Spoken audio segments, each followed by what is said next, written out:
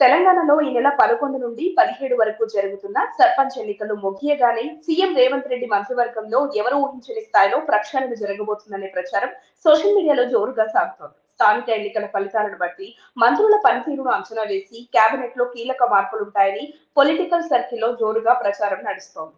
కాంగ్రెస్ అధికారంలోకి వచ్చి రెండేళ్లు పూర్తవుతున్నా పూర్తి స్థాయిలో కేబినెట్ విస్తరణ జరగలేదు. దీంతో ఇప్పుడు రెండు ఖాళీగా ఉన్న స్థానాలను భర్తీ చేయడంతో పాటు ప్రస్తుతం ఉన్న కొందరు మంత్రులను కూడా కేబినెట్ నుండి తప్పించే యోచనలో కాంగ్రెస్ హైకమాండ్ ఉన్నట్లుగా తెలుస్తోంది. ఈ పునర్వ్యవస్థీకరణలో నలుగురు లేదా ఐదుగురు మంత్రులను తప్పించే అవకాశం ఉందని గాంధీ భవన్ వర్గాల టాక్. కొందరి మంత్రుల స్థానంలో కొత్త వారికి అవకాశం కల్పించేందుకు రంగం సిద్ధమవుతున్నట్లు తెలుస్తోంది. ముఖ్యంగా ఈ ప్రచారంలో అత్యంత ట్విస్ట్ ఏంటంటే ప్రస్తుతం మంత్రివర్గంలో ఉన్న కోమటిరెడ్డి వెంకటరెడ్డిని మంత్రి పదవి నుంచి తప్పించి ఆయన సోదరుడు కోమటిరెడ్డి రాజగోపాల్ రెడ్డిని కేబినెట్ లోకి తీసుకోవాలని ఏఐసీసీ యోచిస్తున్నట్లు ప్రచారం జరుగుతోంది. అయితే కోమటిరెడ్డి వెంకటరెడ్డిని ఏఐసీసీ స్థాయిలో కీలక బాధ్యతలు అప్పగించాలని కాంగ్రెస్ హైకమాండ్ ప్రణాళిక వేస్తున్నట్లుగా కూడా చర్చ జరుగుతోంది. కానీ కోమటిరెడ్డి వెంకటరెడ్డి మాత్రం పీసీసీ చీఫ్ పదవిని ఆశిస్తున్నట్లుగా టాక్ వినిపిస్తోంది. ఇక మంత్రి పొన్నం స్థానంలో మహేష్ కుమార్ గౌడ్ కు కేబినెట్ లో చోటు దక్కే అవకాశం ఉంది. ఏఐసీసీ ప్రధాన కార్యదర్శిగా పొన్నంకు ఛాన్స్ దక్కనుందని తెలుస్తోంది.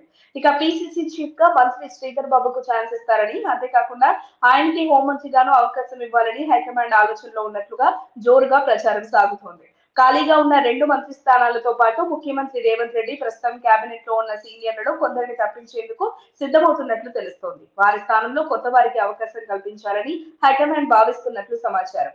ఎవరెవరిని తొలగిస్తారనేది సస్పెన్స్ గా మారింది. మొత్తం మీద స్థానిక ఎన్నికల ఫలితాలు వెలువడిన వెంటనే తెలంగాణ కేబినెట్ లో పెద్ద ఎత్తున మార్పులు జరిగే అవకాశం ఉందని, మంత్రుల పనితీరు, స్థానిక సంస్థల ఎన్నికల్లో వారి నియోజకవర్గాల్లో పార్టీ సాధించిన విజయాల ఆధారంగా ఈ ప్రక్షాళన ఉంటుందని రాజకీయ విశ్లేషకులు భావిస్తున్నారు.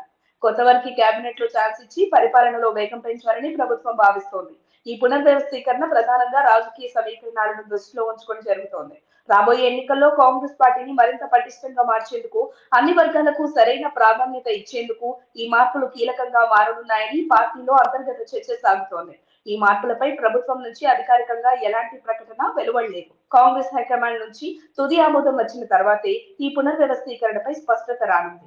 మరిన్ని అప్డేట్స్ కోసం మా కాయ్ టీవీని సబ్స్క్రైబ్ చేసుకోండి.